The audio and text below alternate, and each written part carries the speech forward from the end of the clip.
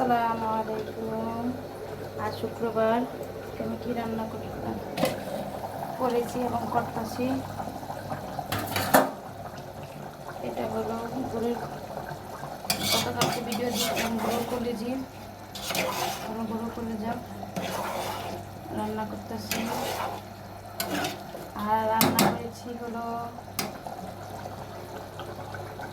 এটাতে ঢেকে দিয়ে লবণ ভালো করে রান্না করেছি মুরগি।